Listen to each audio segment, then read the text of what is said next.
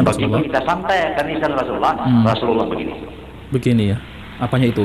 Lihat saya ini datang begini. Kuburnya. Kuburnya. Oh, oke. Bergerak. Kuburnya bergerak ya.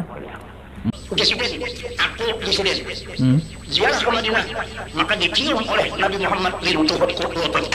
Oh, lintuhut lututku. Assalamualaikum warahmatullahi wabarakatuh. Alhamdulillahirabbil alamin. Assalatu wassalamu ala nabiyyina Muhammadin wa ala alihi washabihi ajmain. Amma ba'du. Teman-teman yang dimuliakan oleh Allah Subhanahu wa taala, kita bertemu kembali di channel Cahaya Hidayah. Nah, teman-teman, jadi di video kali ini saya akan membahas yaitu tentang terkait guru sekumpul. Yang dimana guru sekumpul ini pernah yaitu menziarahi kuburan Nabi SAW, lalu kemudian kuburan Nabi itu bergoyang, cukcak, cukcuk seperti itu. Lalu keluarlah Rasulullah SAW, lalu kemudian mencium lutut guru sekumpul.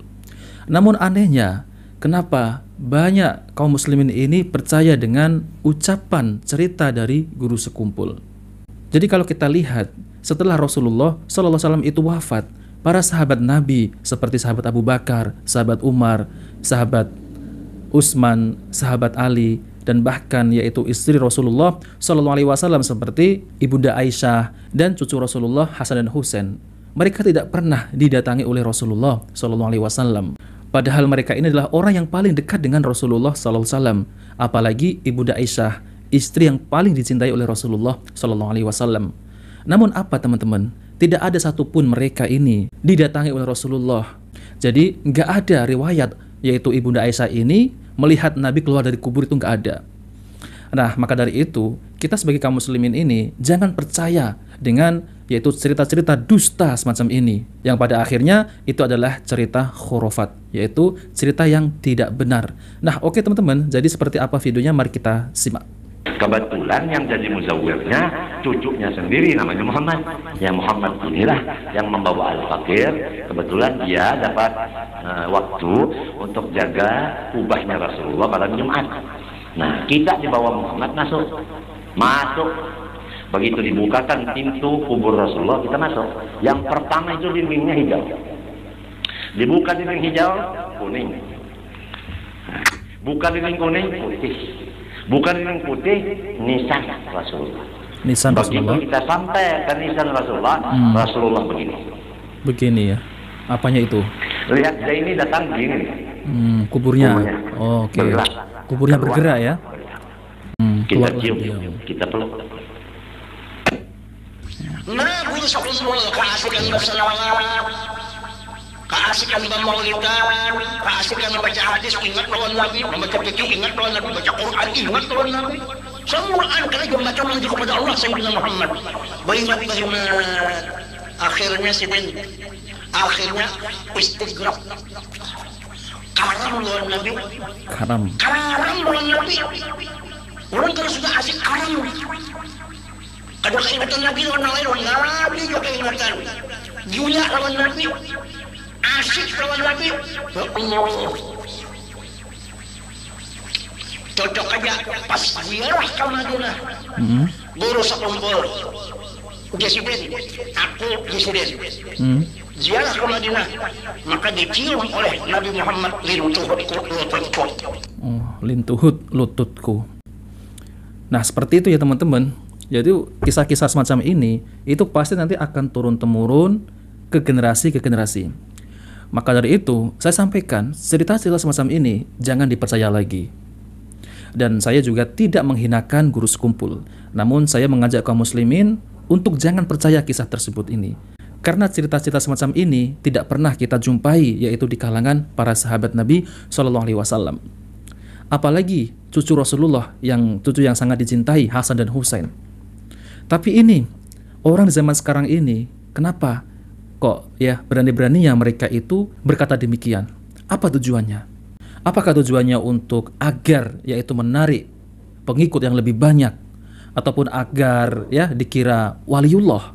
Nah, seperti itu teman-teman. Jadi dengan cerita-cerita semacam itu, yaitu seperti melihat Nabi secara sadar, lalu kemudian ada yang mengatakan Rasulullah SAW itu hadir di majelisku, seperti itu.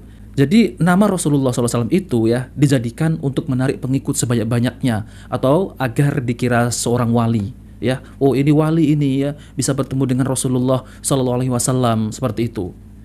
Jadi patokan kita itu adalah yaitu sahabat Nabi Shallallahu Alaihi Wasallam yang dimana mereka itu digembleng langsung oleh Rasulullah Shallallahu Alaihi Wasallam, yaitu diajari langsung ilmu-ilmu agama. Namun mereka itu tidak pernah melihat kuburan Nabi itu bergoyang lalu keluar Rasulullah Shallallahu Alaihi Wasallam. Kalau seandainya perkataan guru sekumpul ini benar, seharusnya orang yang paling pertama yaitu melihat Rasulullah SAW itu keluar dari kubur seharusnya Ibunda Aisyah. Nah ini ya, nah seperti itu teman-teman. Seharusnya Ibunda Aisyah orang yang paling pertama yaitu melihat kuburan Nabi keluar. Namun tidak ada riwayatnya satupun dari Ibunda Aisyah. Nah teman-teman yang dimuliakan oleh Allah SWT. Jadi saya mengajak kaum muslimin ini untuk tidak percaya dengan cerita-cerita khurafat, cerita-cerita dusta, apalagi dari kalangan Habib-Habib Alawi, oknum, yang dimana mereka juga selalu yaitu menceritakan kisah-kisah khurafat dan tidak jauh dari guru sekumpul. Nah oke teman-teman, jadi saya akan tampilkan yaitu video dari Ustadz Dr. Firanda Andirja MA Hafidhullah Ta'ala. Mari kita simak videonya. Bahkan ada orang seperti itu di tanah air kita, yang sekitar tahun 2000-an dia berkata saya pergi ke Madinah. Kemudian tiba-tiba kuburan Nabi bergoyang, juk cak. Kemudian tiba-tiba Nabi keluar, lantas Nabi pun datang kepada saya, Nabi pun mencium kedua lututku. Subhanallah. Ini ngawur. Sekarang orang ini luar biasa. Acara kematiannya sampai macet di mana-mana. Orang ini, videonya masih ada di YouTube. Orang begitu bodohnya meyakini hal seperti ini. Kasihan. Siapa yang peringatkan kaum muslimin yang ribuan, ratusan ribu seperti itu? Saya bicara juga, saya ini siapa? Harusnya orang-orang besar, ya kita hidup untuk mengingatkan umat dari kesyirikan, dari pengkultusan yang tidak benar. Anda harus menyampaikan, terus kalau tidak, siapa yang menyampaikan? Harus ada yang menyampaikan. Ya, menyedihkan. Ini orang Indonesia seperti ini. Antum bayangkan kalau Nabi keluar, apa penjaga kuburan? Nabi mau kemana Nabi? Kira-kira gimana? Sebentar, saya mau ke situ. Kan pasti heboh atau tidak? Heboh. Nabi keluar tiba-tiba. Ya. Apalagi dia bilang kuburan gue yang kan apa enggak heboh. Namun demikian, ya. Ibnu Taimiyah mengatakan segala kesesatan, sesat apapun, sebahlul apapun, seaneh apapun pasti ada pengikutnya. Pasti ada pengikutnya. Benar. Pasti ada pengikutnya. Ente percaya sama siapa? Siapa namanya? Lia Aminuddin. Katanya malaikat Jibril mau turun di Monas. Ada yang percaya tidak? Ada yang percaya. Waktu malaikat Jibril jadi turun, kenapa landasannya belum ada? Ya, ada yang pengikutnya, terkadang pengikutnya orang pintar, orang kaya, dokter dan macam-macamnya. Kesesatan apapun, seaneh apapun, pasti ada pengikutnya. Nah, teman-teman yang dimuliakan oleh Allah Subhanahu wa taala, jadi seperti itu ya tentang terkait cerita khurafat dari guru sekumpul. Yang dimana guru sekumpul ini pernah yaitu ziarah ke kubur Rasulullah SAW itu di Madinah. Lalu kemudian melihat kuburan Nabi itu bergetar, bergoyang, cuk-cak. Lalu kemudian keluarlah Rasulullah SAW dan mencium yaitu guru sekumpul. Nah seperti itu ya ceritanya teman-teman. Jadi saya mengajak kaum muslimin untuk berpikir cerdas, jangan yaitu tertipu dengan cerita-cerita dusta yang semacam itu.